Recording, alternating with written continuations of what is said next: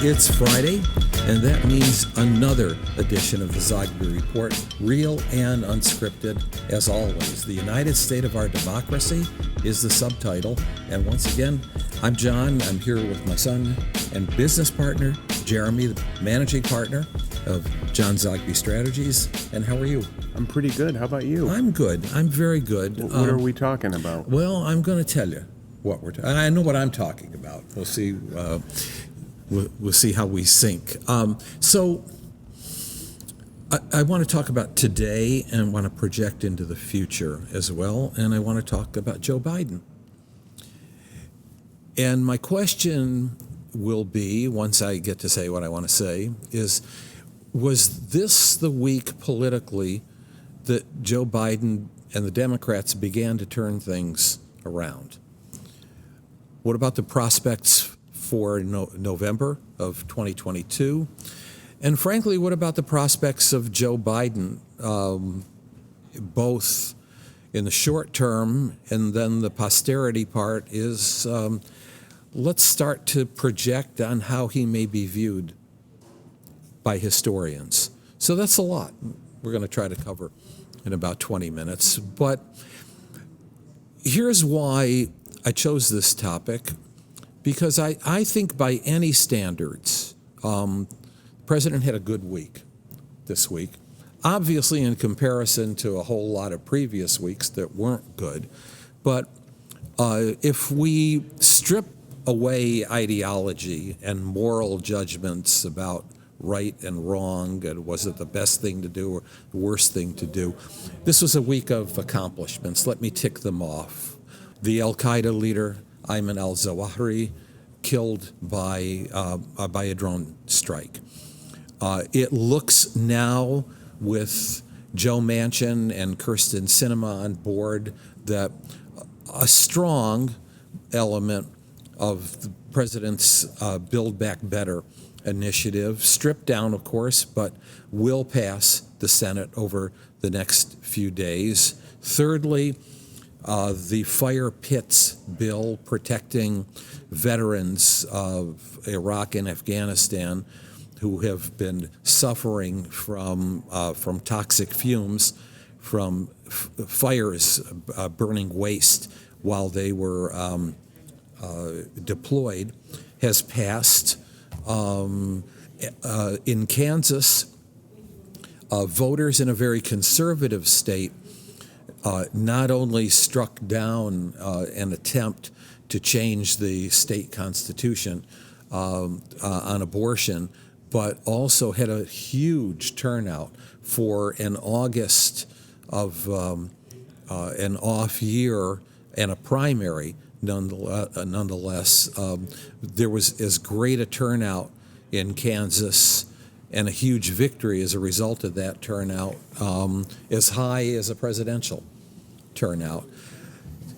Just within the hour, beyond any expectations, 528,000 new jobs were created.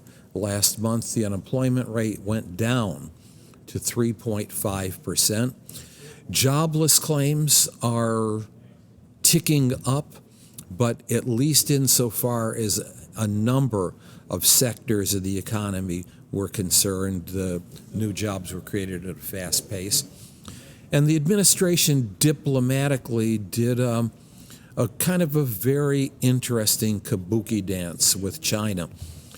Initially, very bothered, probably still very bothered by the speaker's trip to Taiwan in the face of our one China policy.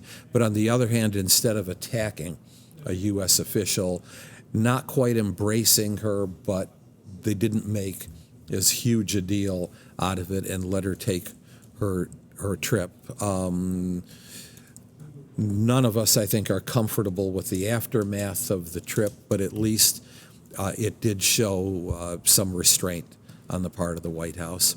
And lastly, on a negative side, Brittany Griner and 9 years in what will amount to be more than likely, a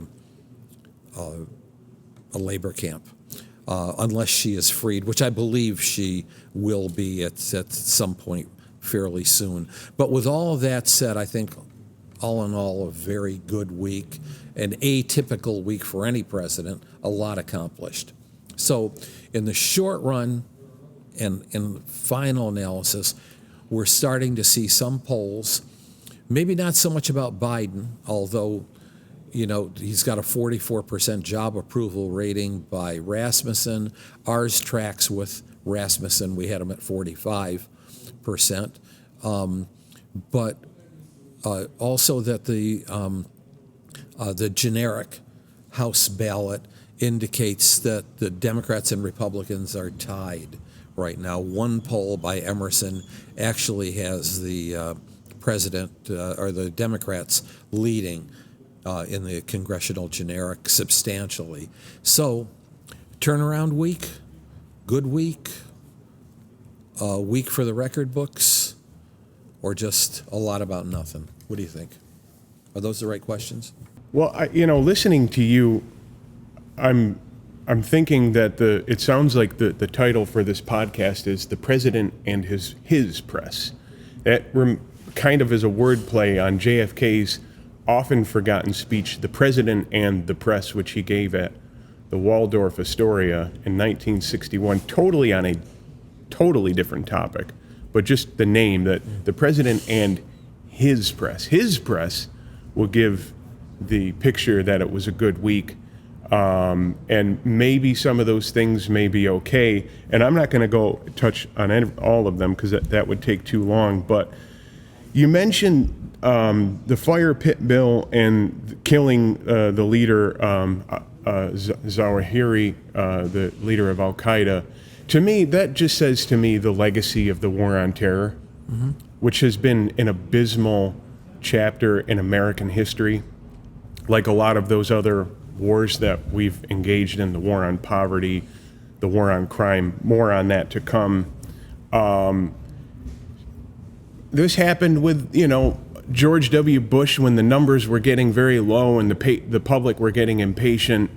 There was that great press gathering of him flying from the airplane onto the ship, mission accomplished. And no, mission wasn't accomplished. It wasn't even close to being over with. Then, of course, when Obama's numbers were getting low, the Al-Qaeda leader, bin Laden, was killed. And, maybe that jolted things for a week or two, but I don't think in Obama's, Encyclopedia Britannica entry, maybe that'll be a footnote. So I see it more or less. I mean, people can say, well, he did a great thing. I would say he probably recruited 100 new terrorists by doing that. That's probably going to be an advantage for Al-Qaeda in being able to martyr that person. And so the fact is that there's this horrible legacy of the War on Terror, and we shouldn't even be there. We shouldn't even be talking about it. We shouldn't even be there. And the fact that the fire pit bill, that here we have all of these soldiers coming back who have PTSD, have lost limbs, whose lives are never going to be the same, who went on to fight a war for the empire. And a lot of them are disillusioned, and a lot of them, and I've spoke to some of them, and they've told me, I went in, I thought I was fighting for freedom, but I found out that it was wrong. And then the thing that they were turned off the most about was the treatment towards veterans. And so this is the legacy of the War on Terror. And Biden should treat the War on Terror like a hot potato. Get it the heck off my hands, get it off my desk, and quite frankly, it should be over with. Another thing that the Democrats are going to pat themselves on the back about is the so-called Inflation Reduction Act, which is really just key words for brace yourself, folks. Inflation's about to get a lot worse, because when these bills come out and their names are given that they're going to help and they're going to do good, they actually do the opposite. Let me just give a few examples. Affordable health care. It wasn't more affordable. In fact, it got more expensive. I know Democrats and liberals will say, but you had to do something. There were 20, 30 million people who weren't health insured. That's a whole other debate. The thing was that it was sold as affordable, and one of the key writers of the legislation even cracked a joke about it, that they sold it on the, quote unquote, the ignorance of the public. And so that was, an example. Also, the war on poverty created more poverty. The war on terror created more terrorism. The war on crime created more crime. And so history shows that if these names are any indicator of the future, the Inflation Reduction Act is going to make inflation worse. And brace yourself for it. Watch it happen over the next few weeks. China,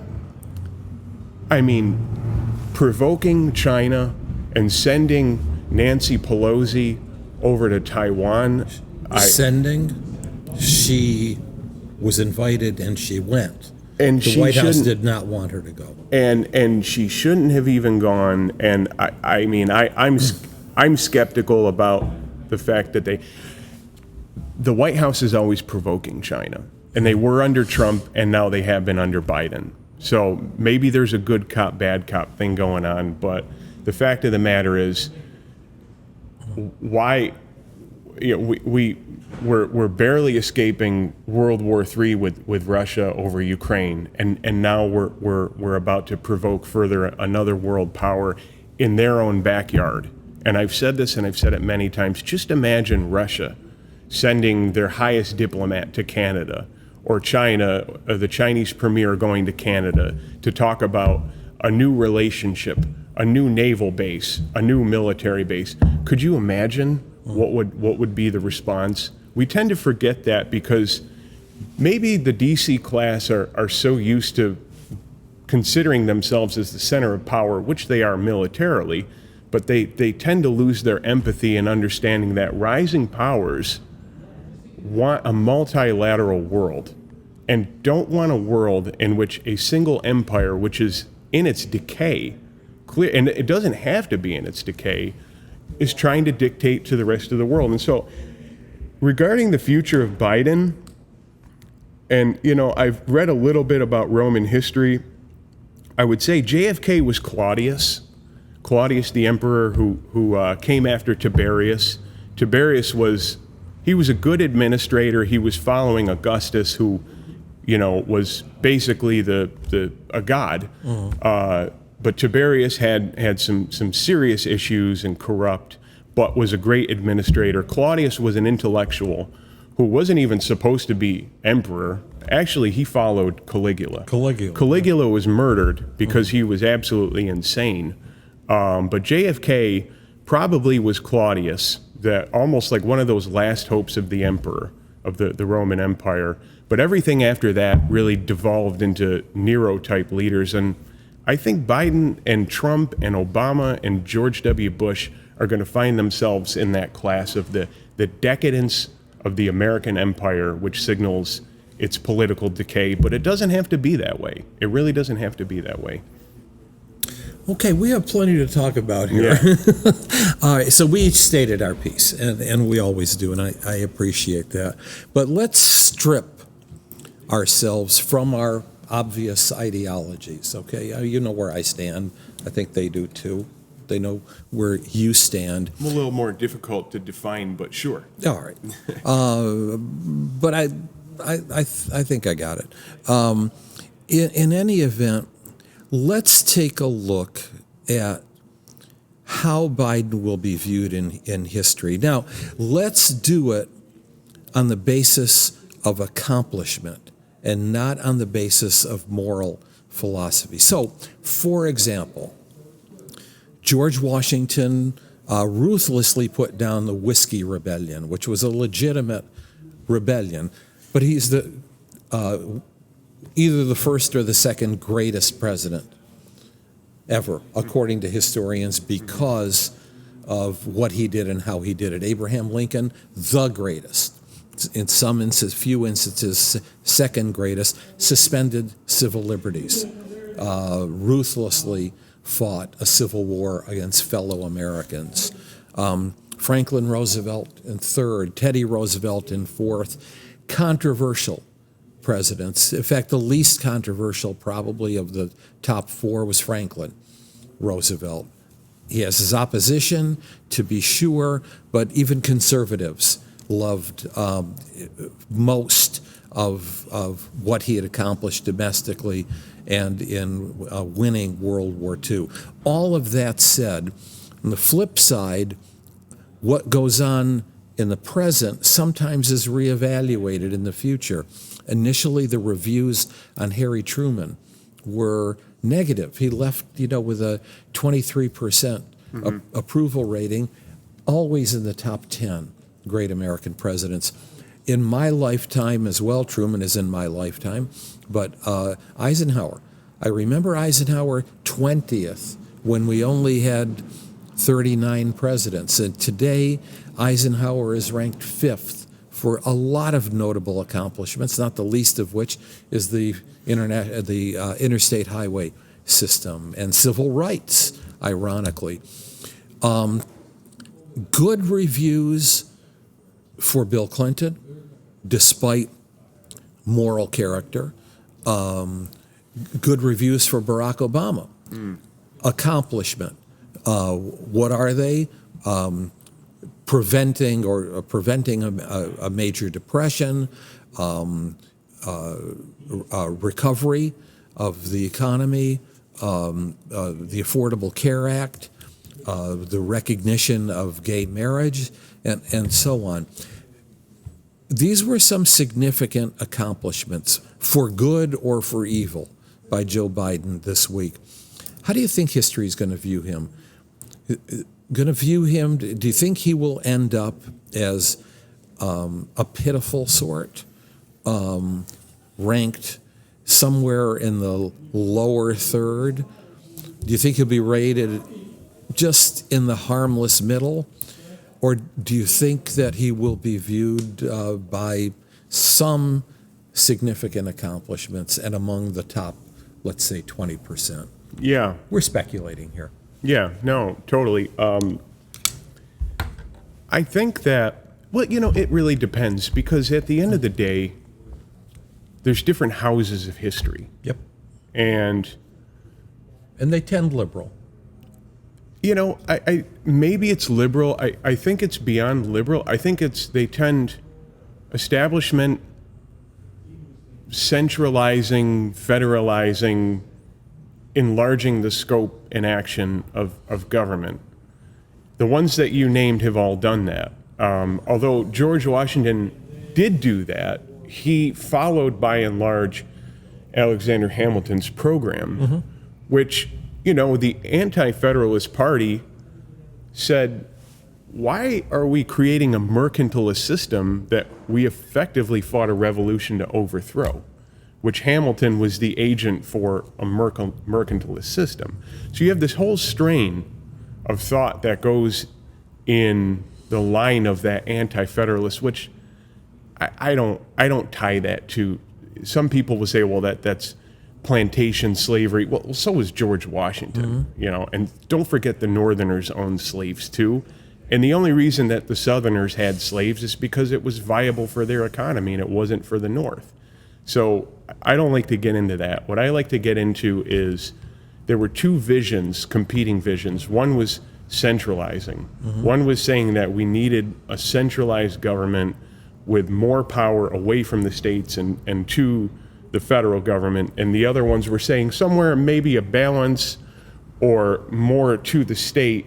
But whether it was, Lincoln or FDR or Truman or even Obama, they all went in that class. So if you're judging by who's going to be in the greatest historians, you're going to see a basic division where there are those, the establishment historians, that are going to favor that narrative. But who are the historians that say that those people aren't good because they created a trend of centralizing more power? So, Biden clearly is in that line of thought where we're getting to a point in the near future where we're going to ask ourselves, well, what isn't in the scope of the federal government? What isn't up to the federal government? Whether it's for, emergency or acting in the goodness of the public or the public will, which some of the founding fathers were very skeptical of what is the public will. Jefferson, for example,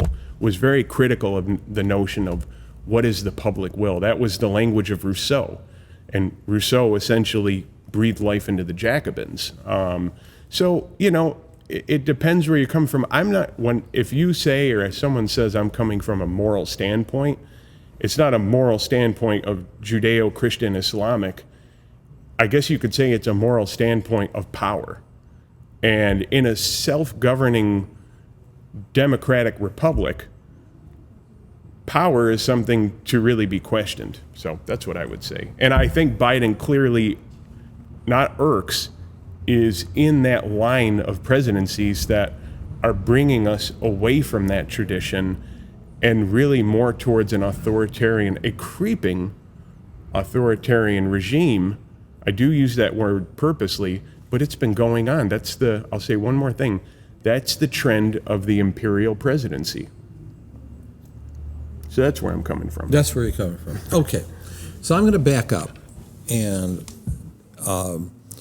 remember both Hamilton and Jefferson were using as their premise which position and which policies are more likely to ensure the victory of the revolution.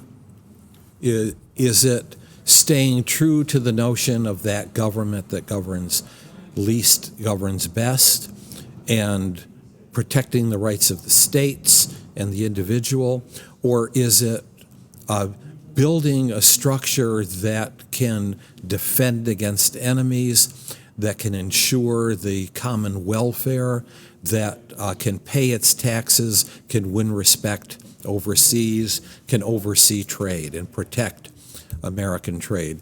Both sides were legitimate, and both sides were the dominant forces in our history, American history, for the first 100 years or so. So with that said, I want to move away from that, and I simply want to talk about numerical accomplishments. James Knox Polk, for many years, was in the top 10 of U.S. presidents. Why? Because he stated 4 goals in one term, and he achieved all those goals. Now, what were those goals? Empire. He doubled the size of the United States. He massacred Mexicans. He maneuvered, manipulated, lied, cheated the United States into a war, but he set goals and he accomplished those goals and died, incidentally, as a young man shortly after he left the presidency. Now, Polk is not viewed as someone who was a great had great accomplishments. He's viewed more from the lens of the negative side. Flip side to that, Jimmy Carter left the presidency almost in disgrace, and now is viewed in the middle of the pack because of some genuine accomplishments, not the least of which the Camp David Accords. Let's just put that hat on for a second. For good or for evil, is Joe Biden someone who, at least from the vantage point of this week, running up to this week, someone who has accomplished a significant amount, or someone who just deserves to be placed on the garbage heap of the also-ran presidents? A total failure. And I'm not Republican. I'm not Democratic. In my 20s I was a progressive. I flirted with conservatism and libertarianism and have read classical liberalism and know fascism and know what communism and socialism are. And I am looking at this as objectively as I possibly can. He is a failure of a president. The promise that was brought to day one from the media, the adults are in the room. No, these aren't adults in the room. these are far, far, far from adults in the room, to the we're going to build bridges, and no sooner even the progressive wing of the Democratic Party, as early as January, started to show that they were cracking with the establishment. And the notion that and it was, to me, it was just media talking points, that there was going to be a healing of any sort. And of course, I know you could say, well, Trump and the Republicans made that impossible, but the Democrats didn't really make any overtures, and nor did the president. He had an agenda, and the agenda was to really make the Democrats, who once were the party of the people, the party of Davos.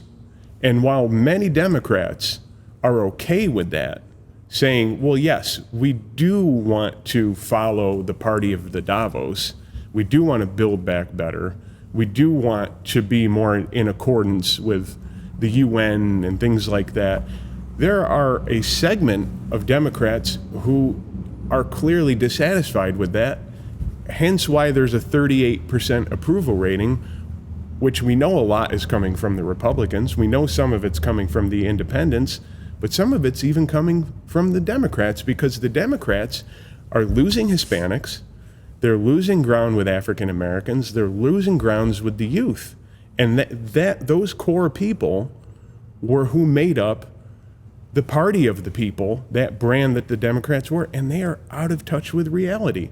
And Biden embodies that, totally out of touch with what people are saying. You know, the other day, I think it was the San Francisco Board of Governor, of all people, from the Board of Governor from the Federal Reserve said, I'm not feeling the effects of inflation. Well, of course you're not. You benefit from inflation. So this is kind of like that, you know, and I talked about it last week, that signal of let them eat cake.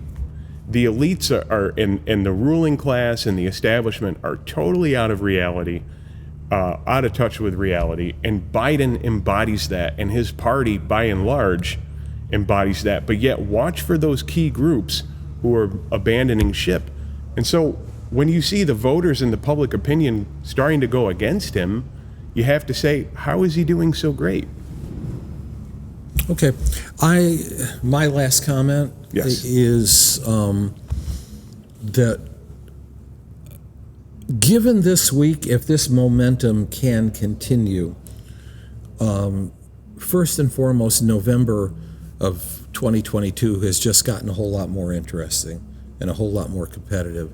In the longer term, even if there is only one term, and I don't know what's going to happen or not happen, but even if there is only one term, barring anything else unforeseen, and there's always unforeseen, but Joe Biden could very well find himself in the top 12, 13 presidents in American history on the basis of genuine accomplishments. What that bodes for the remainder of his presidency, I don't know, but there is a record here in the first 18 months that is a pretty significant record. So now a programming note. You will be in Europe next week, and so we're not going to do the podcast.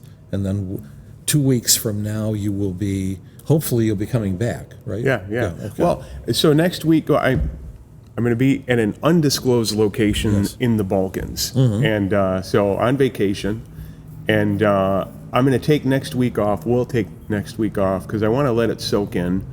The Balkans is a very important region throughout world history, and I really want to take in the culture, the landscape, the people, and their perception of what's going on. And then my last Friday there, I would like to do the show from there. You'll be in the Adirondacks, and I think we'll be refreshed with a different perspective. So how does that work? That works. Okay, have a good week. Have a good couple of weeks. You have a great trip. Thank you. Bye-bye.